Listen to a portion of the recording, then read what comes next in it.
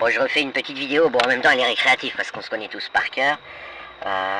Bon, Néluge, on sait qu'il est avec Edilos Marquis, Actugoy, etc., qu'il est dans le camp nazi assumé, avec Soulax Goebbels, etc., mais il me fait rire, parce que il arrête pas de nous écrire, déjà, le mec, il fait des réunions nazies tous les soirs et il écrit aux gens qui sont contre le nazisme, venez, venez parler, je vous promets, vous allez pouvoir parler. Mais depuis quand ces Russes de Sioux t'espères qu'elles vont marcher, je suis fasciné. Mais bon, passons, en même temps il se distrait quand il écrit ça, en fait, il se fait plaisir, il sait que les gens vont pas venir. Mais maintenant, je voudrais aborder un peu de fond.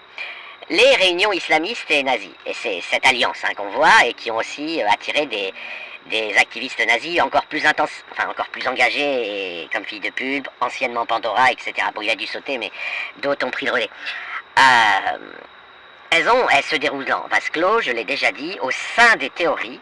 La théorie nazie, elle est un peu comme la ville de Madrid, c'est-à-dire que elle a sa petite banlieue antisémite, mais après, il faut marcher longtemps pour avoir autre chose que du désert. Elle est éloignée. En maths, c'est une composante connexe de l'espace topologique entière, et pour aller trouver au loin des gens normaux ensuite, il faut marcher. Alors ils ont leurs écrivains, leurs auteurs, leurs influenceurs, etc. Et l'alliance qui se fait entre la théorie de Mein Kampf et l'islam, en plus, elle est très artificielle. Parce qu'Hitler, il n'était pas musulman, il était un grand admirateur de Mohamed, parce que Hitler, il était malade, il souffrait du syndrome de Kallmann, on vient de le découvrir là, c'est les 5 dernières années. Donc il y avait cette hémiplégie, en quelque sorte, la capacité d'avoir du féminin dans ses récepteurs. Et l'islam, lui, il génère ce handicap mental, mais de manière, pour des raisons doctrinales. Et donc on voit la vie en homme, on voit la vie en masculin, vous voyez, avec tout ce que ça implique, pas seulement au niveau des propos vraiment dits, mais au niveau des règles d'inférence, des lapsus, etc. Et donc cette sphère, pendant un temps, pour s'occuper, on allait essayer de moi pour enquêter, d'autres pour militer, on allait essayer de les contrarier.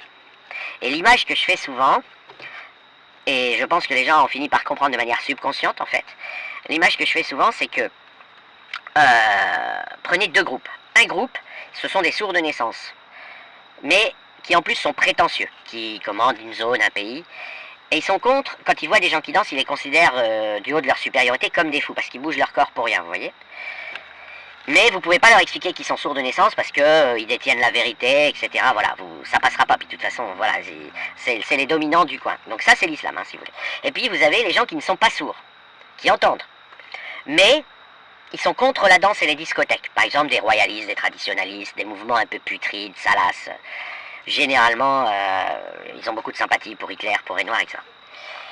Et dans l'alliance entre les deux, eux-mêmes, je ne parle pas de leurs adversaires, je ne parle pas du monde extérieur qui aime bien les discothèques, qui aime bien danser, qui aime bien le bonheur, qui aime bien la vitesse, je parle eux-mêmes, se rendent pas compte de la différence entre les deux groupes. Et donc, quand on allait les contrarier et dire attendez, ça c'est votre postulat, vous partez de ce postulat, ça prouve plutôt qu'il est faux. D'ailleurs, toute votre argumentation elle prouve que votre postulat il est faux. On s'apercevait, ils coupent la parole, ils font du bruit, ils font des bruits de train pour Auschwitz, ils mettent enfin bref, ils passent des hurlements, ou alors à la Actugoy, ils coupent toutes les 2 secondes pour empêcher la personne de s'exprimer. Mais on se disait voilà, c'est la violence verbale des SpaceX. Mais en réalité, quand parfois on arrive à parler, par exemple si on a des côtes qui nous sont favorables ou des autres un peu neutres qui laissent parler les gens, on s'apercevait que ça servait à rien et même c'était en fait contre-productif parce que derrière ils allaient inventer un sophisme, vous voyez, ah non j'ai pas dit ça, ouais non, enfin bref ça tournait en. Pourquoi ils sont comme ça? Eh bien tout simplement parce qu'ils ont besoin de maintenir cette non-conscience que les uns sont sourds de naissance et considèrent de manière sincère que les gens qui dansent sont fous parce qu'ils bougent leur corps pour rien, alors que les autres, ils détestent la décadence occidentale, ils détestent les gens qui dansent, mais ils entendent très bien la musique, mais ils l'aiment pas, ils disent que c'est de la merde, voilà. Enfin, vous pouvez faire tout un laïus, tout un narratif autour de ça, ils préfèrent Mozart et Bach à Pink Floyd ou à Jennifer Lopez, ou plus récemment, ouais, puis, oui. Mais parce que le jour où ils s'apercevront de leur différence, c'est extrêmement dangereux pour les deux. Premièrement, les sourds de naissance risquent je rappelle, quand vous parlez à un musulman, il vous dit que l'islam, c'est la vérité, qu'ils détiennent la vérité. Ils sont des déteneurs de vérité, ils sont au-dessus, ils interdisent le blâmable, et ils ordonnent le convenable, et ils l'imposent. Ok, c'est des versets du Coran, c'est pas seulement la Sunna. Ça rigole pas. Donc tu peux pas être au-dessus, puis avoir des alliés, et puis un jour tes alliés te disent gentiment « Ouais, je voulais pas te le dire, mais t'entends pas, en fait, ils bougent sur de la musique. » D'accord, on les aime pas, mais eux ils bougent sur de la musique en fait, c'est pas... Voilà, il y a une explication en fait qu'ils bougent leur corps. Vous voyez le truc?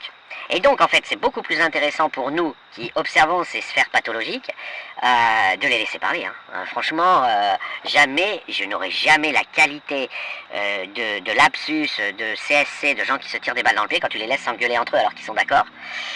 Et à un moment donné des fenêtres s'ouvrent. Par exemple, hier, chez Zoro, Zoro dit critiquer les talibans, parce que les talibans, ils enferment les fillettes dans les caves, ils les violent, ils les torturent, ils interdisent l'école aux femmes, et tout ça, en plus, ils le font de manière officielle.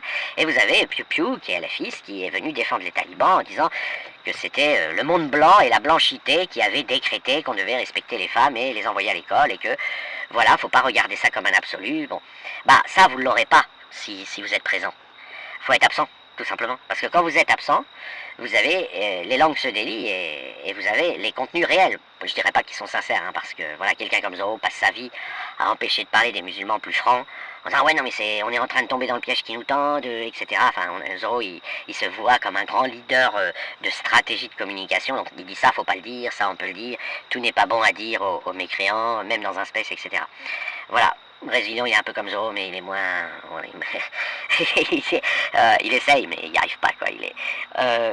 Mais en tout cas, si vous montez que vous les... La seule chose que vous allez obtenir, c'est qu'ils vous descendent ou ils vous coupent, et donc ils sont pris en flagrant délit de ne pas supporter un discours qui serait adverse. Mais en fait, enfin moi, des expériences que j'ai fait et des enquêtes que j'ai fait, parce que moi je devais prendre des notes et quantifier, hein, donc je devais mesurer, c'était chiant, c'était de la corvée, donc je montais, je disais un truc très très consensuel que même les musulmans et les non-musulmans pouvaient accepter, et je me faisais maltraiter, descendre, traiter avec un processus d'homme de paille.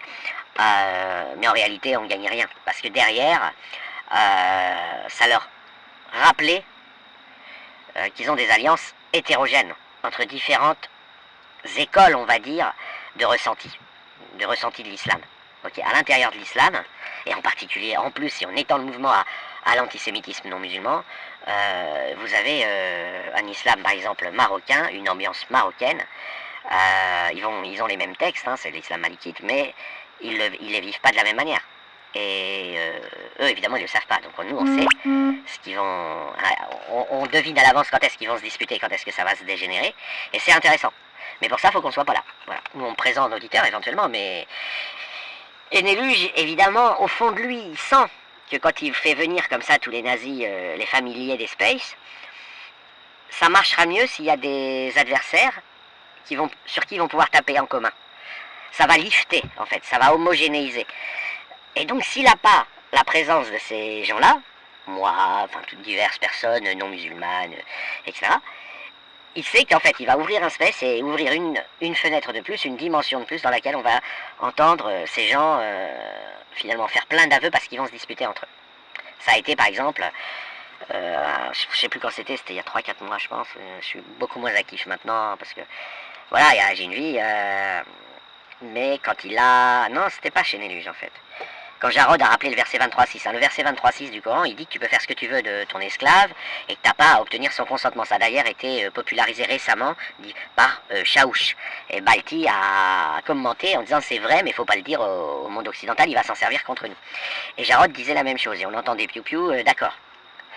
Et donc là, il ne s'agissait pas de défendre tout un pays, les talibans, je sais pas quoi, a été d'accord avec un verset du Coran. Bon, en même temps, tu peux pas... Voilà, c'est un verset du Coran, Jarod l'a récité en arabe, puis il l'a traduit en français, et il a expliqué que c'est cette notion qu'il y aurait, que les êtres humains mériteraient tous l'égalité, que c'était pas vrai. Il expliquait clairement à Piu Piu, tes esclaves, par exemple, et il connaissait bien le Coran, parce que j'étais impressionné, parce qu'il a dit, c'est le verset 26 de la sourate 23, il a donné le nom de la sourate, il a expliqué que tu pouvais faire ce que tu veux de tes esclaves. Il n'y a pas de consentement pour l'esclave, tu veux la violer, tu la violes, c'est open bar.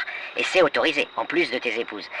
Et là, il disait que, j'ai l'enregistrement, hein, pareil, il expliquait que cette idée que faudrait libérer les esclaves, c'est un piège aussi de l'Occident. Et qu'il ne faut pas aller dans leur narratif. Et je parle bien de Jarod, et Jarod, c'est pas le plus radical. Hein.